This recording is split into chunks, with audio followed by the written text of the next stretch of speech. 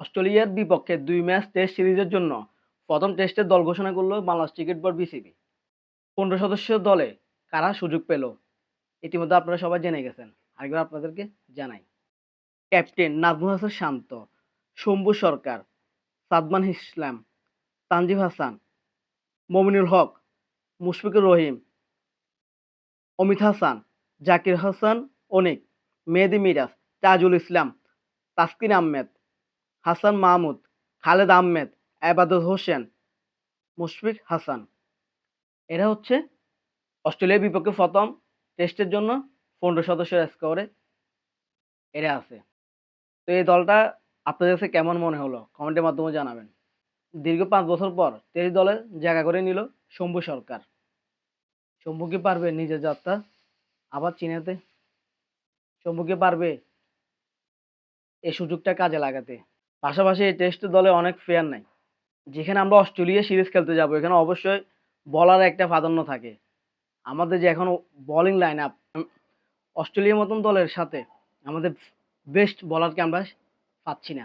এই সিরিজে আমাদের মুস্তাফিজুর রহমান, নাহিদ রানা, শরীফুল ইসলাম, তানজিম হাসান সাকিব এদের মতন প্লেয়ার আমরা পাচ্ছি না। তখন একটা ভালো ফর্মেট দেওয়ার দরকার, তখন আমাদের প্লেয়ারকে ইনজুরি হচ্ছে। এখানে আমাদের প্লেয়ারদের থেকে আমাদের টিম ম্যানেজমেন্টের দায়টা বেশি। কারণ আপনারা জানতেন সামনে অস্ট্রেলিয়া একটা সিরিজ আছে। আপনি কেন জিম্বাবুয়ের মতন দলের সাথে আপনি এদেরকে খেলাইলেন? এখন আপনার প্লেয়ারগুলোতে ইনজুরি হইলেও আপনি অস্ট্রেলিয়ার মতো একটা দলের সাথে এই প্লেয়ারগুলো আপনি পাচ্ছেন না। অন্তত অস্ট্রেলিয়ার মাটিতে তো আপনি খেলতে হবে। আপনি যদি বোলিংয়ে ভালো না করে আপনি খেলবেনটা কি?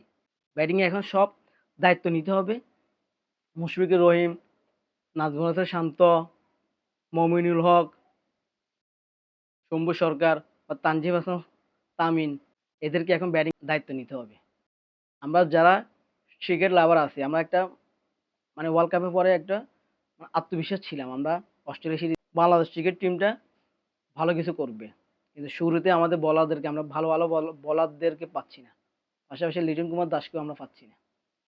ইতিমধ্যে আমরা সবাই জানি নাহিদ রানা ওয়ার্ল্ড ক্রিকেটে একটা জায়গা করে নিছে।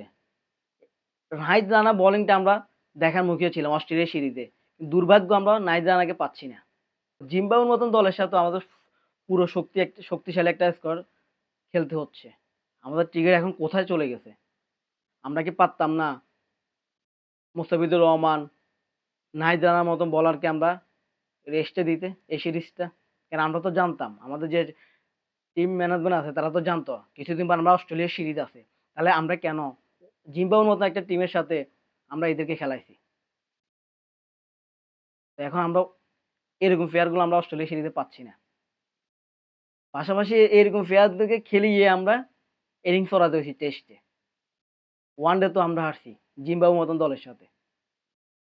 ভাই রে ভাই কি দিন আসলো! জিম্বাবুয়ের মতন দলের সাথেও আমরা সিরিজ হারতে হয়। অস্ট্রেলিয়ার মতন দলের সাথে আমরা প্রায় দীর্ঘ অনেক বছর পরে খেলতে যাচ্ছি।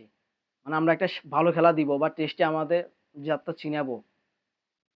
মানে খেলার আগে মনে হয় আমরা হেরে গেলাম। কি যে একটা অবস্থা! অস্ট্রেলিয়ার সাথে ভালো একটা খেলা দিব। কিন্তু এখন আমরা সব প্লেয়ার ইনজুরি। এখন যে স্কোরটা দাঁড় করাইলি কেমন করবে এখন দেখার বিষয়। বোলিং আছে তাসকিন আহমেদ, এবাদত, হাসান মাহমুদ। তারা কি পারবে নিজের সেরাটা দিতে অস্ট্রেলিয়া মাটিতে? এখন দেখার বিষয় এই স্কোরটা অস্ট্রেলিয়ার বিপক্ষে কেমন করে।